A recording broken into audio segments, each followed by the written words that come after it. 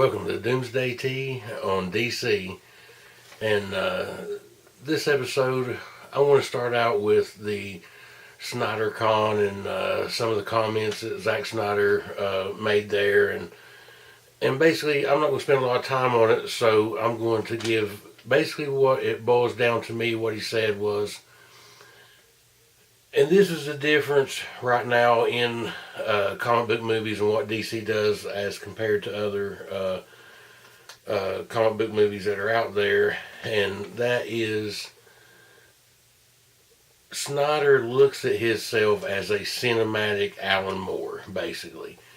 And I think, and I appreciate that, but he's still giving us fans visuals and things in those movies that we appreciate, and definitely keeps me hungry for more. But as far as story wise, he's trying to be creative in a different way, and I can appreciate it. And he mentioned like he was going to have Darkseid boom tube into the Batcave and kill a pregnant Lois. I mean, he was diving deep, and it would have been interesting to play out. And I mean, think about that. It's definitely different than what Marvel's doing.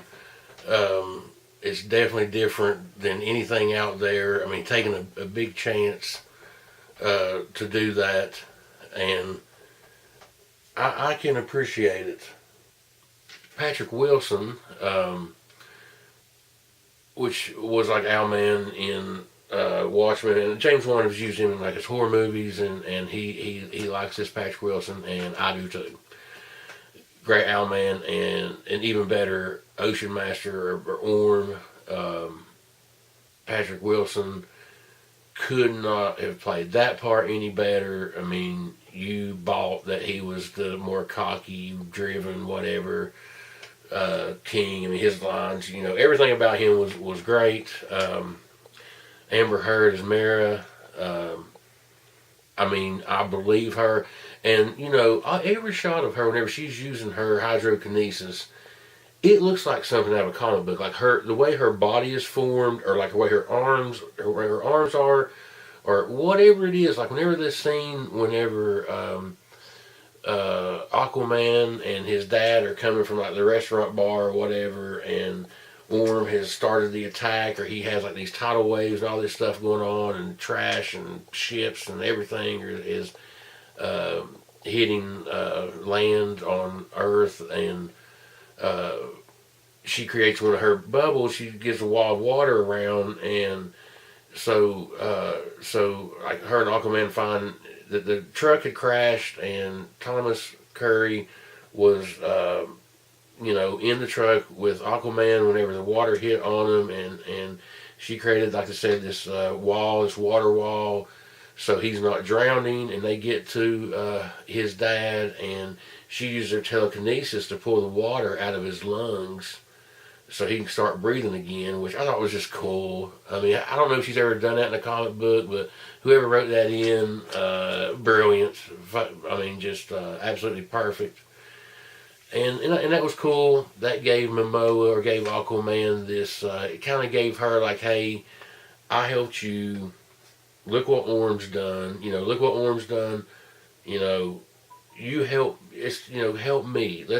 We've got to stop this. We can't have this war. You are the link, whether you like it or not, and whether she likes it or not, or anybody likes it or not.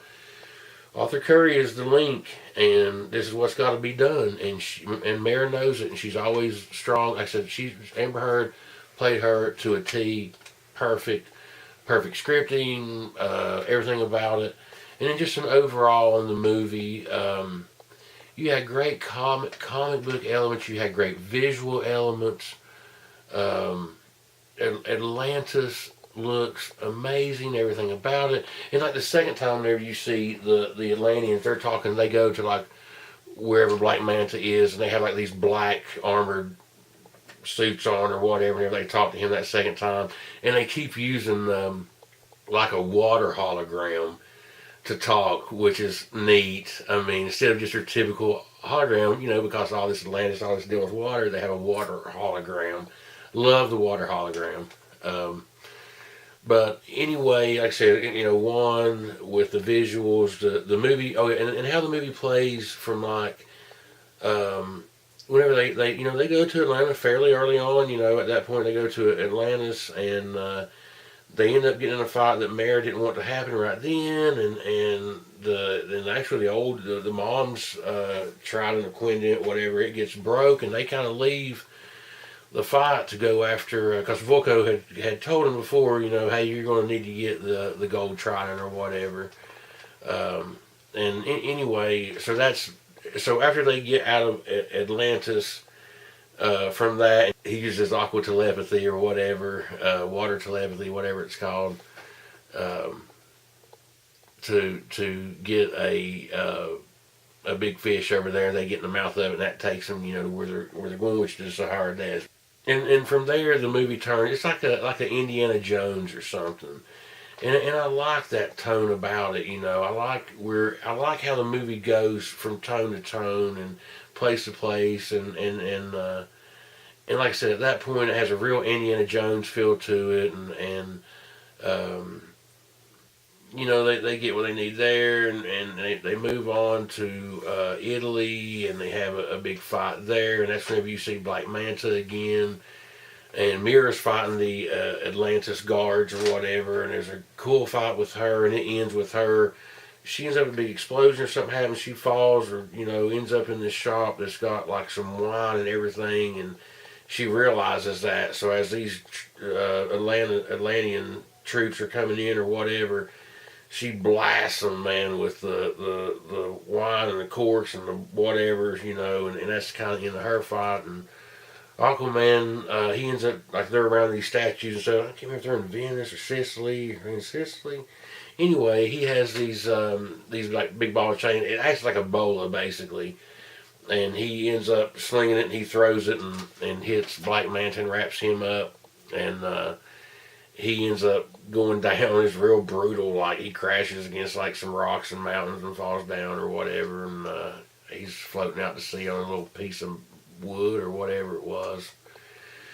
So from that point, they are on a boat, and they're heading to this place. That's where you see the trench people on this boat, and it's like nighttime, and they have to jump, and they get through, and then they get to like the center of the earth or whatever it is, and at that point you get the big reveal, spoilers, that his mom, Queen Atlanta, is still alive, and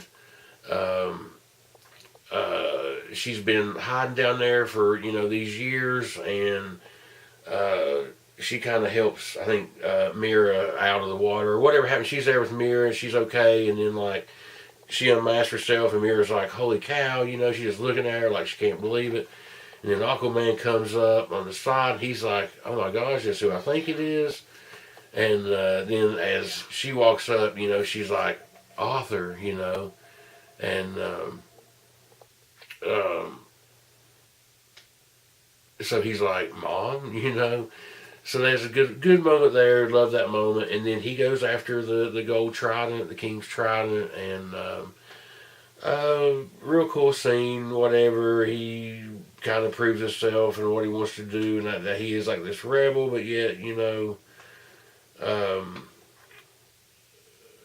but he knows like he's not worthy, or he's humble enough and but tough enough and rebellious enough to get the trident, and he gets the from the old king or whatever.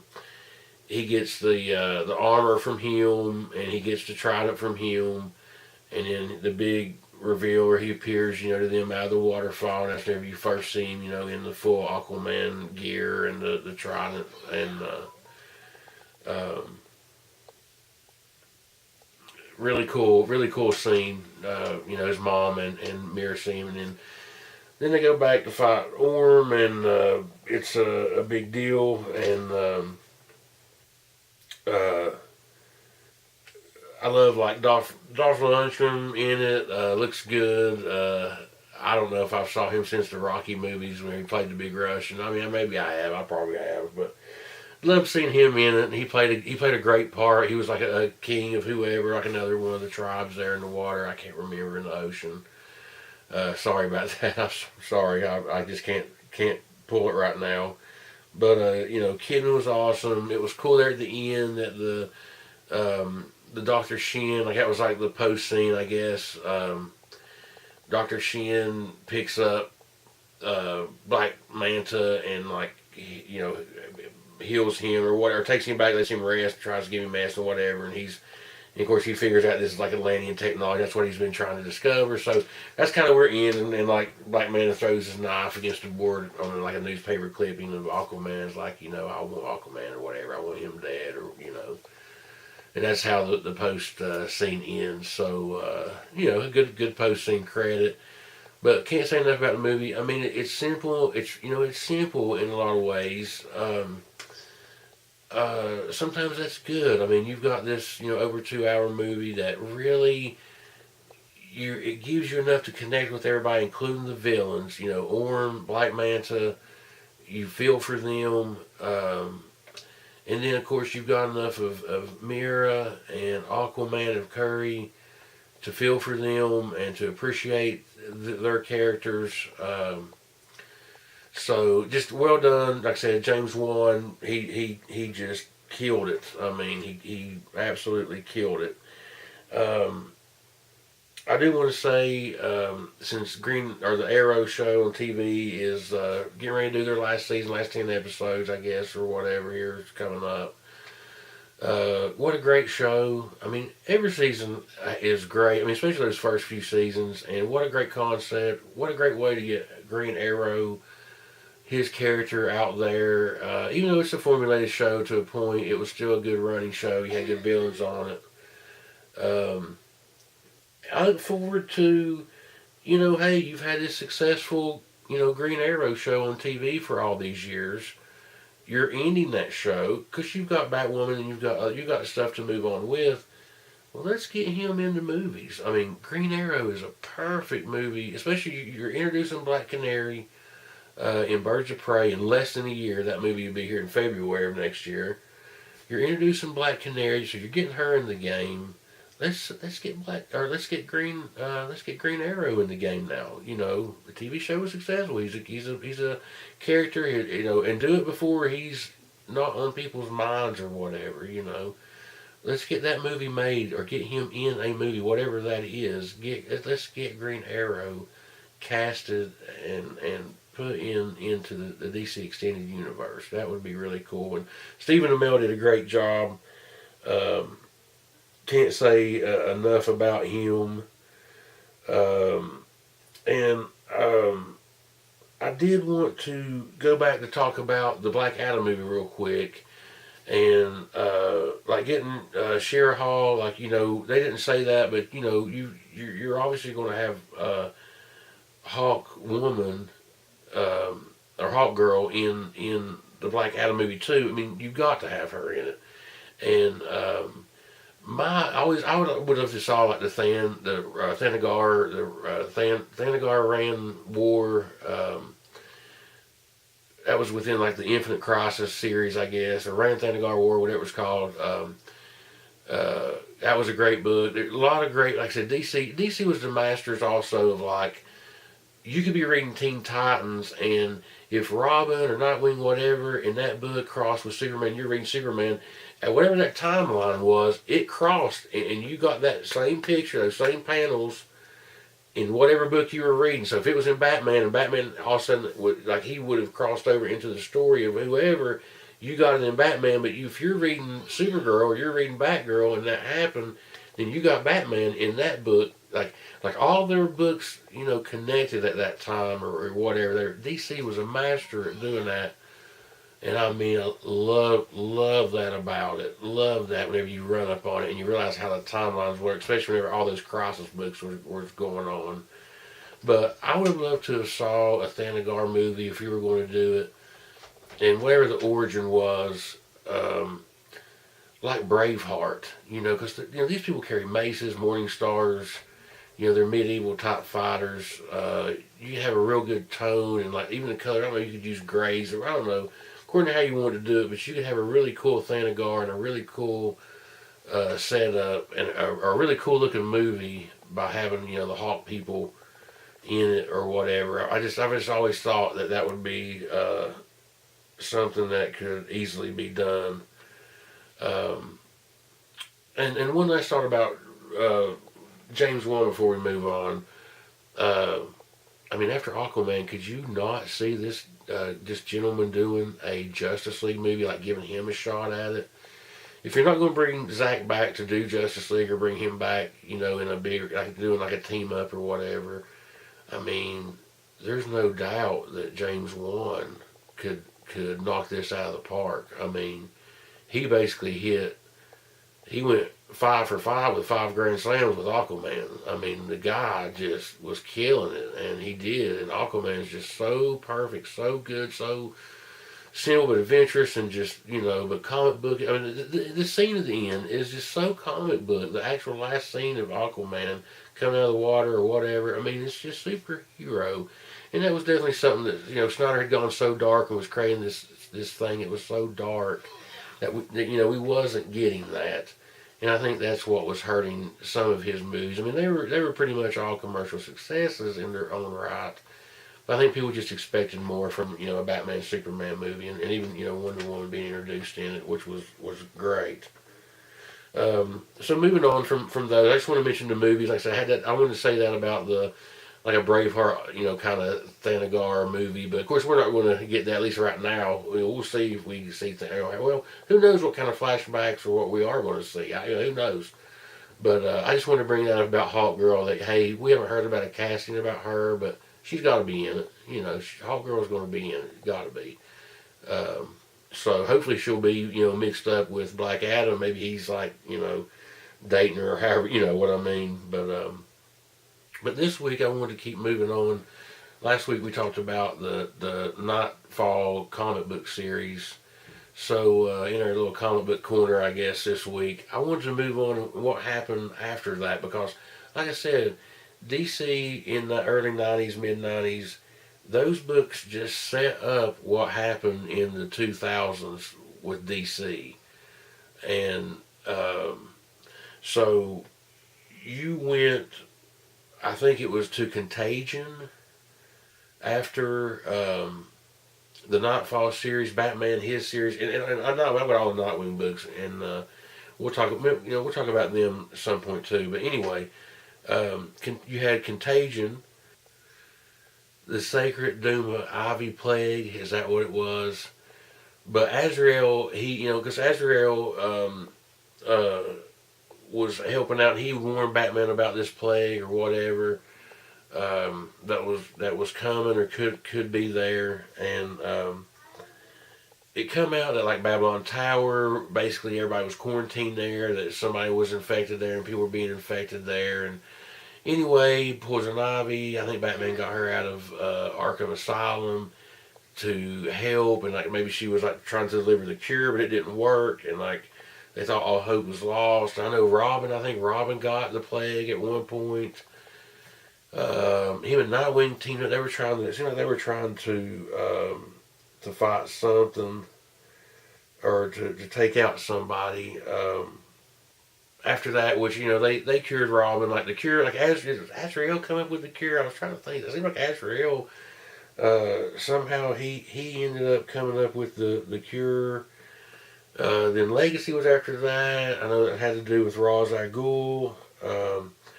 I don't know. I think everybody says Raish, but whenever you've read, I never heard how it was said until the Batman the animated series, and I think it's Raish al Ghul.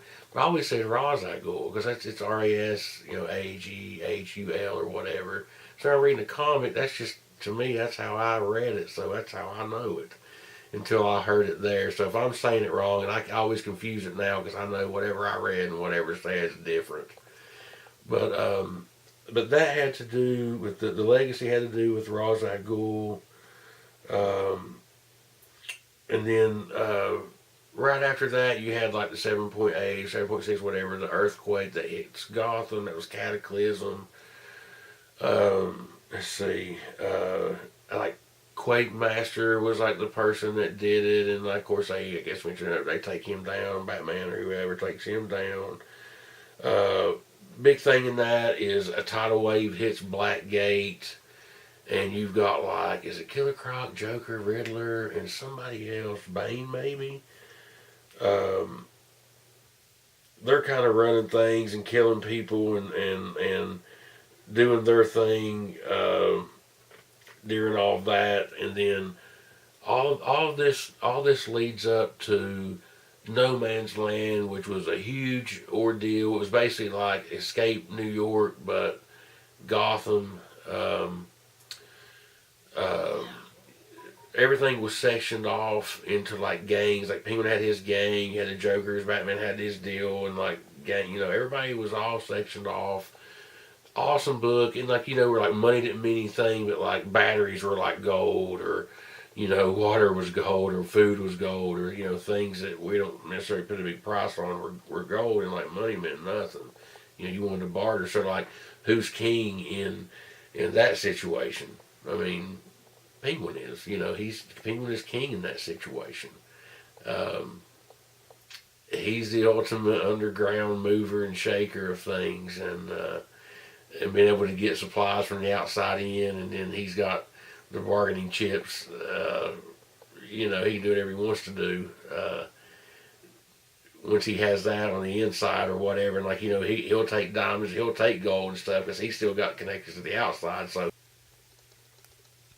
And we have a bit of breaking news as Jay Courtney is coming back to reprise his role as Captain Boomerang in the new Suicide Squad movie. So, James Gunn, not a total reboot, and talking about Harley Quinn going to make a cameo in it. So, we've got a new Deadshot, which is okay with me. And so we'll see where we're going. But Courtney has revised his role as Captain Boomerang. I love it. He was a brilliant Captain Boomerang. Love him as Captain Boomerang. Great choice there for sure. So there's just breaking news on Doomsday T on DC. Oh, and they talked about a Dr. Fate movie, but don't you think that we're going to get that in the Black Adam movie? Maybe. I mean, come on, I could see Dr. Fate. They could throw in a lot of people in this Black Adam movie. I'm looking forward to that. And another thing on Orm is I loved how Juan made his mask move. And there was a picture of on Birds of Prey. There was a picture of Ewan McGregor that's playing Black Mask, the villain on it. And apparently there's a sub-villain too, maybe Penguin, and maybe Penguin's going to be in the Batman too. I don't know, but there's some sub-villains going on too we're going to get in these movies, so that excites me. But anyway, it was like a green screen kind of thing, or it was black, or it was something. I just thought, some people were like, gosh, if that's what he looks like, it's horrible, and I agree. But I thought, no, they're probably doing like what they did with Orm. They're going to do a moving mask, like maybe that black mask instead of just being that, kind of solid brass or whatever, gold, black gold, whatever that thing is made out of. It's going to move like Orm's mask. That's what I thought. That's why that shot looked so weird. But we'll see. We'll see. But I just wanted to throw that in about Orm's moving mask. I love that. The only other bit of DC news that came out this week I'd like to touch on is something was said to James McAvoy about playing, or what would he like to play if he was in like the DC universe or something, and DC Extended Universe, and he said Extended Cinematic Universe, whatever it is. He said he would like to do the Riddler, so that set off a storm of memes and pictures and things that connected him with being the Riddler, and honestly, that that would be a great Riddler. He was great in Glass. Loved him as the Beast, or all the personalities or whatever. He was brilliant. He was brilliant. I love Glass. I love all three of those movies: Split, Unbreakable, Glass. I love them. Great movies. But yeah, McAvoy's Riddler. I can see that in the DC toy department this week. I've got the old. I'll tell you the story building up to it. I don't know how old I was. I remember that like stores were just opening like on Sundays and stuff, and I remember I had this Batman and Robin superpowers, those two figures that I just loved. I carried them with me everywhere. We'd been in church. I had them with me at church. I had to carry them in. I had them all, and I'd carry those two figures with me everywhere. and we just came from my mama's eating Sunday dinner, and we were going to this place called Hill's Department Store, and I remember mom said something to me about mom said something to me about oh, you're getting too old for that, you're going to have to put those away. You're getting too old to play with toys. You're too old to play with Batman and Robin, And I remember sitting in the back of that car playing with those two toys, thinking like, do I really want to do that? Like, I'm gonna have to make a choice. Like, am I going to put these figures away? And like, I even think for a minute, I actually like took them in my hand, and kind of set them to the side, like for a minute, and thought about it. Was like, I can't. I'm not letting these. I'm not taking these two figures out of my life. Like, I like them, and I'm just going to keep them because I like them, and we'll see what happens. We'll go from there. So I remember this weird choice I made about liking toys or liking Batman and Robin, like whether like what that meant about growing up or not. I just thought, well, I just like these characters, I like the way they look, I like even the color, this or whatever it is about them. I just liked. So anyway. So of course I was collecting superpower, the figures, superpowers collection, and anyway I've got the old Mr. Freeze, which is cool, but the one that I wanted to show off was I've got the old Two-Face, and maybe it's not as rare as I think it is. I don't remember seeing it a lot, but here I've got the Two-Face superpowers, and it's got like a little wine thing, and like you wind it up, and he's got like, it looks like a dime or something, or what, he's got like the coin in his hand. It just rotates, like his hand just rotates that coin, it just spins.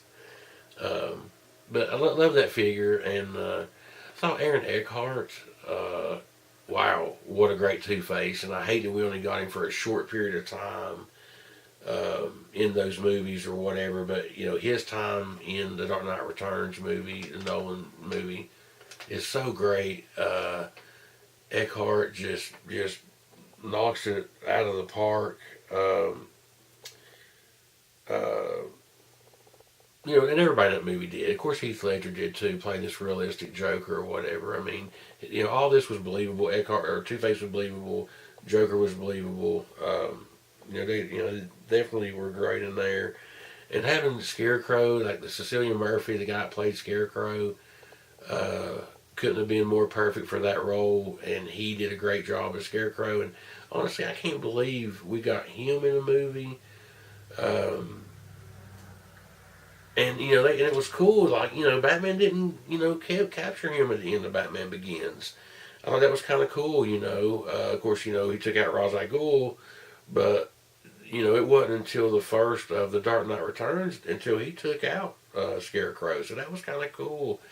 That it crossed over, and then he finally got his man or whatever, and then went on to have to face the Joker the rest of the movie, and then of course Two-Face there at the end too, which was interesting. But and like I said, my comments on Tommy Lee Jones. He just overacted. I said that in the first episode. I love Batman Forever, but Tommy Lee Jones, like I said, he definitely overacted. The script was there, but he could have did a little bit better on that. That is for sure. I appreciate you all watching these episodes of Doomsday T on DC. I really enjoy doing them. I've been wanting to do an Aquaman review, and like I said, I give it 10 out of 10 or 5 out of 5 or 5 stars, whatever. Couldn't have done it better. Get the shots. One of the best kisses. I mean, to be honest, the mirror Aquaman kiss underwater, the way he shot the lights and everything. I mean, it was just awesome. And throwing in things like the Topa, whatever, the octopus playing the drums there, and I enjoyed that he put like the fighter's stats. I actually like that, and like probably any other time I'd been like, what is that? That's stupid. But honestly, it worked. I don't know how it worked, but everything worked in that movie. Things that probably shouldn't have worked in that movie. It just did. Like James Wan was awesome, and like I said, I wouldn't mind to maybe give him a crack at Justice League, but these movies are killing him. He's gonna go great, man. That's why they set Aquaman 2 like for what, 2022 or 2023. to give him some time to rest and do some stuff and shoot another epic film like he did this first time. But anyway, James Wan, excellent. Like I said, I'd love to see him do maybe a Justice League movie. But thanks for watching. Hit subscribe, like this video, share it with your friends. We'll be here next week talking Shazam. I'm going to go see Shazam, and we'll definitely be giving it a review and seeing what I thought about it. And I cannot wait to see this movie. I am super excited. So that's it for this week for Doomsday T on DC. If you're not good, you better be good at it. We'll see you next time. Thanks for watching. Bye.